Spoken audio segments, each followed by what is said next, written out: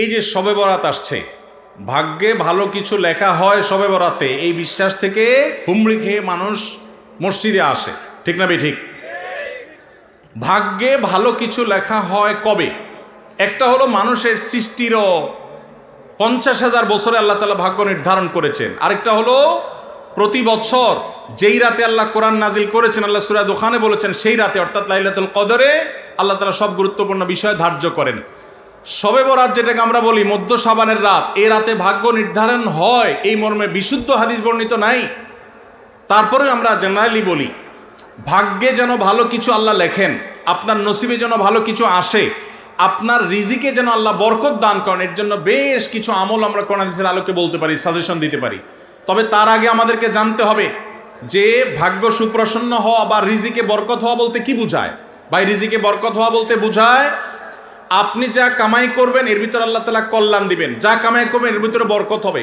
প্রাচুর্য না, অনেক টাকা না, যা হবে এটাতে কি হবে? বরকত হবে। আমরা কি বরকত চাই না সম্পদ বেশি চাই? বরকত চাই। বরকত যদি চান, এক নম্বর হলো ঈমান এবং তাকওয়া লাগবে। আল্লাহ বলেছেন ওয়ালাউ আন্না আহলাল কুরআ আমানু ওয়াত্তাকাও লাফাতাহনা আলাইহিম বারাকাতিম মিনাস সামা। যদি কোনো জনপদের লোকেরা ঈমান আনে, আল্লাহর ভয় অন্তরে লালন করে, আল্লাহ বলেছেন আসমান থেকে বরকতের সব দুয়ার খুলে দেওয়া হবে।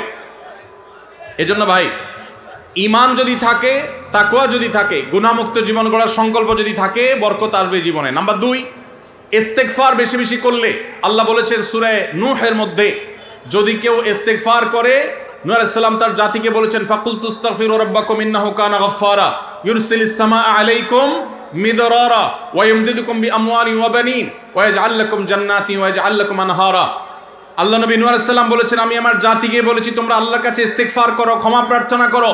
বেশি বেশি ইস্তেগফার করলে আল্লাহ তাআলা রিজিকের মধ্যে বারাকা দিবেন, অভাব দূর করবেন, সম্পদে এবং সন্তানে আল্লাহ তাআলা বরকত দান করবেন। তাহলে 2 নম্বর আমল হলো ইস্তেগফার করা, রিজিকে বরকত হবে ইনশাআল্লাহ। নাম্বার 3, শুকর আদায় করা। আল্লাহ বলেছেন লা ইন শাকারতুম লা আযীদান্নাকুম। আপনি কোনো কিছু পেয়েছেন, আলহামদুলিল্লাহ বলেন, যা পাইছেন শুকর আদায় করেন, আল্লাহ নেয়ামত বাড়ায় দিবেন। দান সাদাকা করা। আল্লাহ তাআলা বলেছেন ইয়ামহাকুল্লাহুর রিবা ওয়া ইউরবিস সাদাকাত। আল্লাহ সুদকে ধ্বংস করবেন, তবে সাদকা এবং দান এটাকে আল্লাহ তাআলা বাড়িয়ে দিবেন। এই জন্য কেউ যদি দান করে, আল্লাহ তাআলা তাকে কি দেন? বরকত দান করেন তার রিজিকে।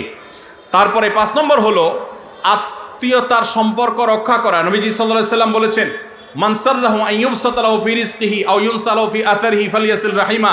যে ব্যক্তি চায় তার আত্মীয়তার সম্পর্কে, যে ব্যক্তি চায় তার হায়াতে বরকত হোক, তার রিজিকে বরকত হোক, সে যেন আত্মীয়তার সম্পর্কের সাথে সম্পর্ক ভালো রাখে, আত্মীয়দের সাথে, অর্থাৎ রক্ত সম্পর্কে আত্মীয়দের সাথে যেন সম্পর্ক কানেক্টেড রাখে, বিচ্ছিন্ন না করে, তাহলে তার রিজিকে এবং হায়াতে বরকত হবে। এবং সর্বশেষ আরেকটা আমল বলতে চাই, সেটা হলো খাবারের ক্ষেত্রে একত্রিত হয়ে বসে খাবার খাওয়া। এই সুন্নত আমাদের সমাজ থেকে বিদায় হয়ে গেছে, আমরা অনেকে জানি না। আবু দাউদের একটি হাদিস বর্ণিত হয়েছে, নবীজি সাল্লাল্লাহু আলাইহি সাল্লামের কাছে এক ব্যক্তি বললেন, হে আল্লাহর রাসূল, আমরা খাই কিন্তু অনেক খাওয়ার পরেও পরিতৃপ্ত হই না, পেট ভরে না, খাবারের চাহিদা পরিপূর্ণ মিটে না, কারণটা কি? নবীজি সাল্লাল্লাহু আলাইহি সাল্লাম বলেছেন তোমরা সম্ভবত আলাদা আলাদা প্লেটে খাও, আলাদা আলাদা সিঙ্গেল খাও। তখন নবীজি সাল্লাল্লাহু আলাইহি সাল্লাম বলেছেন তোমরা সবাই একসাথে খানা খাবে, আল্লাহ তাআলা তোমাদের খাবারে বরকত দান করবেন। একসাথে খানা খাবে এবং বিসমিল্লাহ বলে খাবে, এই 2টা কাজ করলে আল্লাহ তাআলা তোমাদের খাবারে বরকত দান করবেন। এজন্য ভাইরা, বাসা বাড়িতে এক প্লেটে স্বামী স্ত্রী 2জন আছেন, এক প্লেটে খাবেন। বাচ্চাদেরকে নিয়ে বড় প্লেট নিয়ে খানা খাবেন, এটা সুন্নত। নবীজি সাল্লাল্লাহু আলাইহি সাল্লাম উৎসাহ দিয়েছেন, কিন্তু আমাদের সমাজ থেকে এটা এখন হারিয়ে গেছে, নাই বললে চলে। আমরা সবাই যার যার মতো খানা খাই। এজন্য এই কাজটাও আমাদের আমলে, আমাদের রিজিকে, আমাদের হায়াতে বরকত এনে দিবে ইনশাআল্লাহ। সর্বশেষ প্রশ্ন, আকিকা না দিলে কি শিশুর বিপদ কাটে না? আকিকা না দিলে শিশুর বিপদ কাটে না এমন কোনো কথা কোরআন হাদিসে নাই। তবে আকিকা দেওয়া এটা গুরুত্বপূর্ণ একটা আমল। আল্লাহ কাউকে পুত্র সন্তান দান করলে 2টি ছাগল, আর কন্যা সন্তান দান করলে 1টি ছাগল জবে করা, এটা নবীজি সাল্লাল্লাহু আলাইহি সাল্লামের সুন্নাহ। এটা জন্মের 7ম দিনে, না হলে 14তম দিনে, না হলে 21তম দিনে করবেন। সেটাও যদি কোনো কারণে না হয়, পরে যে কোনো সময় করলেও আদায় হয়ে যাবে। এমনকি কারো যদি আকিকা দেওয়া না হয়, বড় হওয়ার পর তার আকিকা দিলেও আদায় হয়ে যাবে। এই আকিকা এটা না দিলে যে বিপদ কাটে না এরকম কোনো কথা নাই। তবে হ্যাঁ, বিভিন্ন হাদিসে নবী সাল্লাল্লাহু আলাইহি সাল্লাম বলেছেন কুল্লু গুলামিন মুরতাহানুন বিআকিকাতিহি, বাচ্চার এটা আকিকার উপরে সে অনেকটা ডিপেন্ডেন্ট থাকে। এ হাদিসের ব্যাখ্যা অনেক মুহাদ্দিসরা বলেছেন আকিকা না দিলে, আকিকা দেওয়ার ফলে সে বিভিন্ন ক্ষয়ক্ষতি থেকে বেঁচে থাকতো। অনেকে বলেছেন শয়তানের কুমন্ত্রণা থেকে বেঁচে থাকে আকিকার মাধ্যমে, এটা থেকে সে আর বাঁচতে পারে না, ওই ক্ষতি তাকে স্পর্শ করার সম্ভাবনা থাকে। তবে কেউ আকিকা দিতে পারলো না, অন্য কোনো আমল করলো তার সন্তানের জন্য, আল্লাহ তাআলা তাকে সেভ করতে পারেন। এমন কোনো কথা নাই যে আকিকা না দিলেই তার সন্তানের বিপদ কাটবে না। তবে আকিকা দেওয়া উচিত, এর মাধ্যমে সন্তান নানাভাবে উপকৃত হয়, নানাভাবে সেভ থাকে, নিরাপদে থাকে। আল্লাহ আমাদের যাদের সামর্থ্য দিচ্ছে তাদেরকে আমল করার তৌফিক দান করুন। আজ এত টাকা কালেকশন করা হলো, কিছু মনে না করলে জানতে পারি আপনার হাদিয়া কত টাকা? ভাইরা আমার, আলহামদুলিল্লাহ, আল্লাহ শুকর। প্রথম কথা হলো যে ওয়াজ মাহফিলে বা দিনই কাজে, এমনি তো আমি ওয়াজ মাহফিলে যাই না। আপনাদের এলাকার এই ভাই, কি নাম ওনার, হানিফ ভাই বোধহয়, হানিফ ভাই, উনি আমাদের অফিসে লোক পাঠাইছেন। তিনি বলতেছেন যে আমাদের অফিস থেকে লোক নাকি বলছে যে আমরা এই মাহফিল করব। এটা বহু কয়েক মাস আগের কথা, আমাদের মনে নাই। যেহেতু ভাই বলছেন, মুসলমান তো মিথ্যা বলবে না, তাহলে হয়তো আমাদের কেউ বলছে। আমরা সেই ওয়াদা রক্ষা করার জন্য আসছি। আসার ক্ষেত্রে আমি হানিফ ভাইকে আমার অফিস থেকে শর্ত দিয়ে দিছি যে মাহফিল করার পর আমাকে কোনো টাকা পয়সা, কোনো হাদিয়া দিবেন না, এই শর্তে আমি আসতে পারি। আলহামদুলিল্লাহ, ওনার সাথে আমার চুক্তি হয়েছে হানিফ সাহেবের কাছে, আমি খাবও না, কোনো হাদিয়াও নেব না। আলহামদুলিল্লাহ, আমি এখানে খানাও খাই নাই, হাদিয়াও নেব না ইনশাল্লাহ। এই চুক্তি করেই আমি আসছি। কোনো জায়গায় কেউ যদি আমাদের পথ খরচ দেয় বা হাদিয়া দেয়, আলহামদুলিল্লাহ, আমরা যেখানে মানুষ খুব জোরাজোরি করে নেই। আর যদি কোনো মসজিদ মাদ্রাসা হয় বা দিনী প্রতিষ্ঠান হয়, সচরাচর আমরা চেষ্টা করি পথ বড়াটাও নিজের পকেট থেকে দিয়ে যাওয়ার। এটা যেহেতু প্রশ্ন খোঁচা মেরে করেই ফেললেন, সেই প্রসঙ্গে বলা, হানিফ ভাই এখানে উপস্থিত আছে, সাক্ষী উপস্থিত আছে, ওনার সাথে চুক্তি করা হয়েছে। যেহেতু মাদ্রাসার মাহফিল, মাদ্রাসার জন্য দুনিয়ার টাকা উঠানো লাগতেছে, একটা মসজিদ নাই, বাচ্চাদের থাকার জায়গা নাই, তাহলে এখান থেকে আমার হাদিয়া নেওয়া লাগবে কেন? আলহামদুলিল্লাহ, আমার চলার মতো ব্যবস্থা আল্লাহ তাআলা আমাকে দিয়েছেন, যথেষ্ট দিয়েছেন।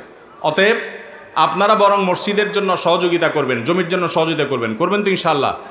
মাদ্রাসার ছাত্রদের থাকার ভালো ব্যবস্থা যেন হয়, সেজন্য সাহায্য করবেন, ঠিক আছে না ইনশাআল্লাহ? আর আমাকে হাদিয়া দেওয়া লাগবে না, ইমাম সাহেবদের বেতন বাড়াই দিয়েন। ইমাম সাহেবদের বেতন বাড়াই দিবেন তো ইনশাআল্লাহ? ইমাম সাহেবদের বেতন বাড়াই দেওয়ার তৌফিক আল্লাহ তাআলা আমাদেরকে দান করুন। ওলামা একরাম ওয়াজ মাহফিলে যারা আসেন তাদেরকে সম্মানজনক হাদিয়া দিবেন। আমি নিচ্ছি না, আমার আলহামদুলিল্লাহ না নিলেও চলে, এবং মাদ্রাসার মাহফিল দেখে নেই না, অন্য কেউ জোর করলে হয়তো নেই। কিন্তু যারা অন্যান্য ভাইরা আসেন, ওয়াজ মাহফিল করেন, অনেকে আছে রাতে গাড়ি অ্যাক্সিডেন্টে মাহফিল থেকে যাওয়ার সময় পুরো গাড়ি শেষ হয়ে যায়, আছে না? অনেকে আছে গাড়ি অ্যাক্সিডেন্টে নিজে অসুস্থ হয়ে যায়, মারা যায়, রাত বিরাত জাগা লাগে, তাদেরকে সম্মান করবেন। কিন্তু এর মানে এই না যে চুক্তি করে লাখ লাখ টাকা ওয়াজ করে কামায়, এই ওয়াজ ব্যবসায়ীদেরকে আমি প্রশ্রয় দিতে বলি নাই। কিন্তু ওলামাদেরকে সম্মান করবেন। এখানে দুই দিক থেকেই সমস্যা আছে।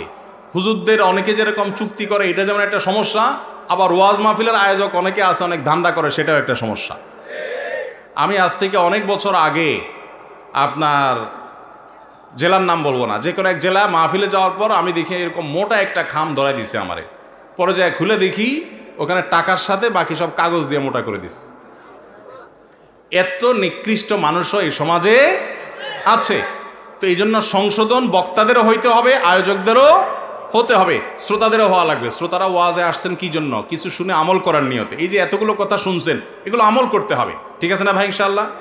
যদি শুধুমাত্র ওয়াজ মাহফিলে আসেন তামাশা দেখার জন্য, তাহলে হবে না, আমল করার নিয়তে আসতে হবে। আয়োজকদের উদ্দেশ্য হবে আল্লাহর সন্তুষ্টি, আলোচকদের উদ্দেশ্য হবে আল্লাহর সন্তুষ্টি, এবং শ্রোতাদের উদ্দেশ্য হবে কি?